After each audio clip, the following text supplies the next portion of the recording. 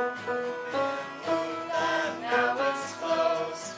When fish and plants once did the but now a deal has been proposed to keep them in one joyous home.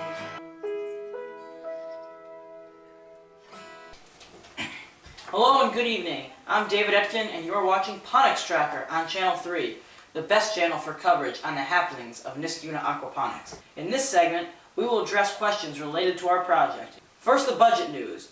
Our district has been going through a tough financial state. Several programs will need to be cut. The good news is, the school board decided not to close the middle and elementary school.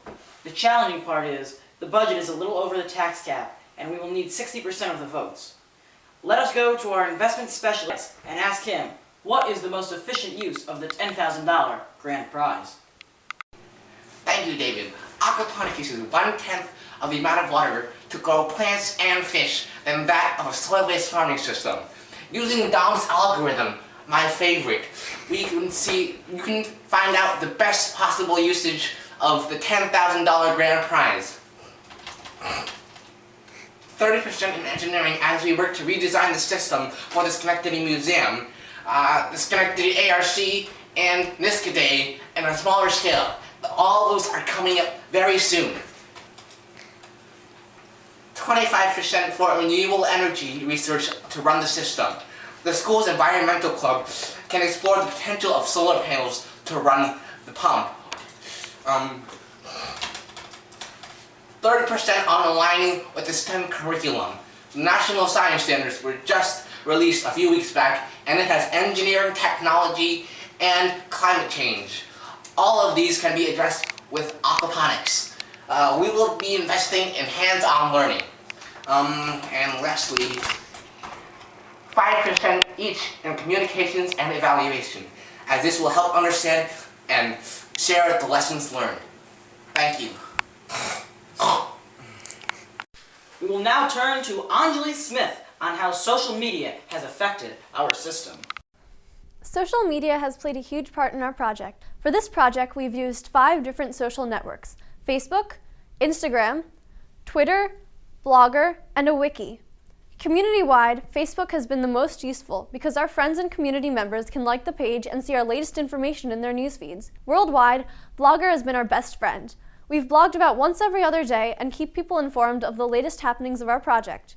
We connected the blog to Google Analytics, and it was fascinating to see how many people have viewed the blog and where they were from, among other neat things.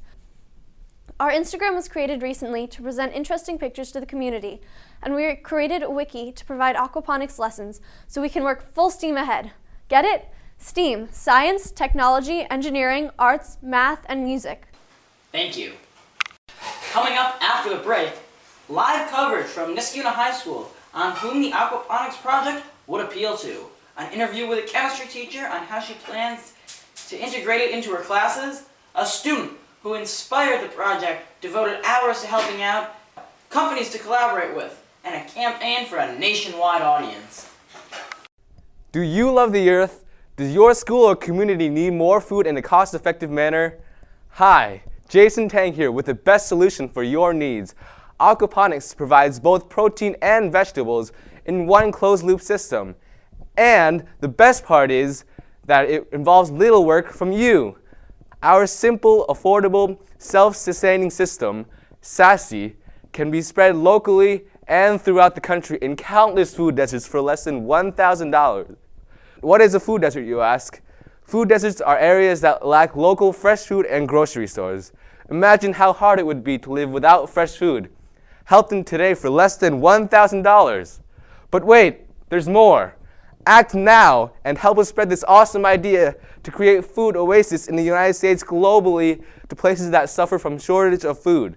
This system will drastically help the area's lack of food. For less than $1,000, you're getting a fantastic source of food, education, community outreach, and building a community. This may be a small scale right now, but it has the potential to grow huge. And now, here's Anjali Smith interviewing Mrs. Paquette, high school chemistry teacher. Mrs. Paquette, she teaches chemistry here at Niskayuna High School. We were wondering how you could integrate the aquaponics system into your chemistry classes. Very good question. So we do a little bit of water testing with our kids, and so that would be a great thing. We could go and we could do some water testing with that, as well as the pond in our science courtyard. And because it's probably a very similar cycle if you were to have fish in the pond. So you could test, the pH levels, nitrates, I assume dissolved oxygen as well with the fish and stuff like that. So we could use it as part of that. Ladies and gentlemen, how it works is this. Down here in the barrel are 15 African tilapia fish, and they get fed and then excrete into the water, and their excretions are then pumped up to the top of this barrel. Flows out of this pipe here, fills the top tank with fish excretions, and the excess water then flows to this barrel. This barrel fills with water till it reaches this point, overflows into this bottle. Bottle fills with water, opens a valve. Valve then drains water into these two containers where we have more lettuce growing. When it gets below the line of the pipe, the bottle empties, the water is cut off, so we can control how much water is set here. In doing so, we can flood these tanks with fish waste. Now, interestingly enough, the plants can't consume the fish waste. So what we have added is bacteria.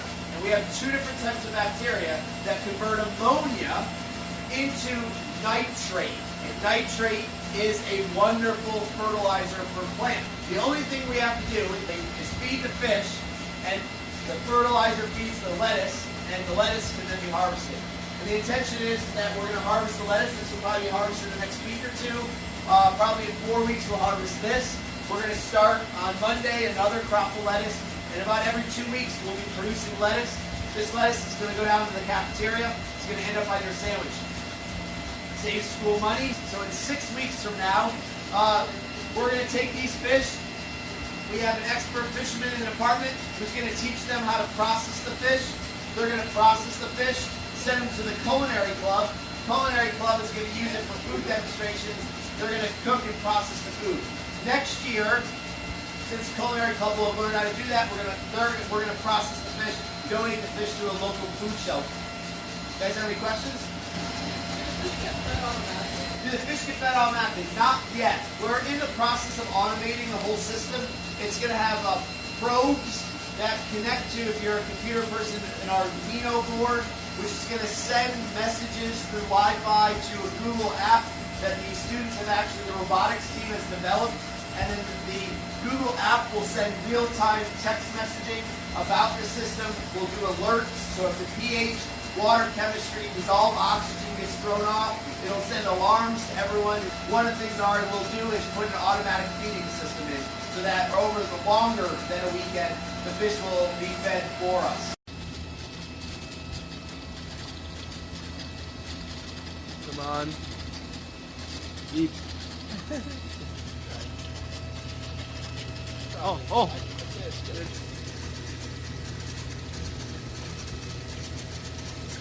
Yep. There's one. Okay. So. The sauce is the spiny kind of thing, and it is sharp and hard. He's looking down. It looks delicious. And now, here's Anjali Smith and Vladimir Malcevic, 9th grade student who volunteered significant time to Niskayuna Aquaponics. Good evening. We are here with Vladimir Malcevic, community member, to talk about the aquaponics system. Now, Vladimir, what do you like most about our project and what we've done with community in the project? I probably like the fact that you integrated music into this very science-based project, and also how you're integrating it into the local school clubs. How do you think it helps on a worldwide basis?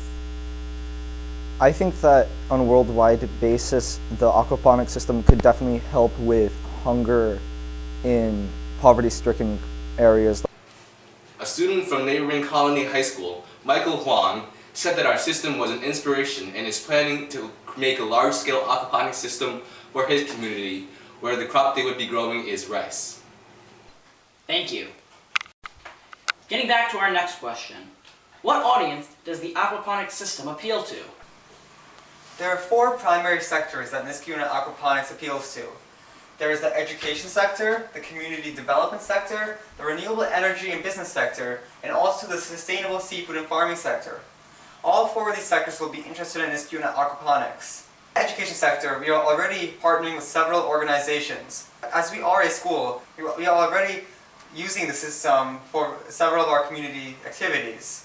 We are also collaborating with SUNY Cobleskill, this Connectivity Museum, which reaches out to the greater community, and also this Connectivity ARC, which works with adults with developmental disabilities. In the community development sector, they would be interested in collaborating with Niskayuna Aquaponics because we are capable of converting food deserts into food oases. Because an aquaponics system is a very cheap system that delivers both protein and plants without much effort. In the business and renewable energy sector, we have the potential to collaborate with the neighbor General Electric Global Research Center as they work with batteries and wind turbines, which are both renewable sources, as well as a nano college which deals with solar cells. And in the sustainable seafood and farming sector, they'll be very happy in collaborating with us because they consist of places like grocery stores such as Price Chopper, Hannaford, and ShopRite, and they'll be interested in collaborating with us because when we harvest our food, we will not be destroying or altering any ecosystems. How would you describe the museum's primary audience in terms of geography, age group, and other demographics? Well, we're a regional science museum. There are metropolitan areas of the Schenectady, Albany metropolitan area is about 1 million people. We have our basic audience is families with children, but we also do a lot of school groups and youth serving groups. So I guess I would say we were for the entire community. Thanks.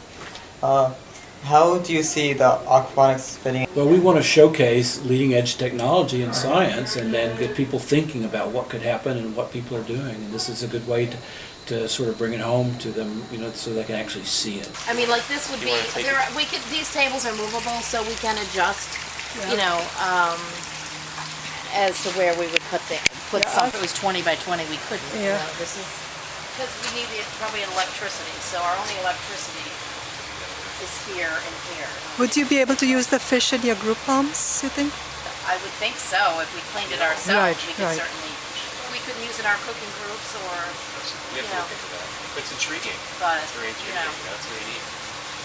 Thank you for watching this program, and remember to follow us on Facebook, Twitter, and Instagram. This was a Ponics Tracker update brought to you by Channel 3. Thanks for watching.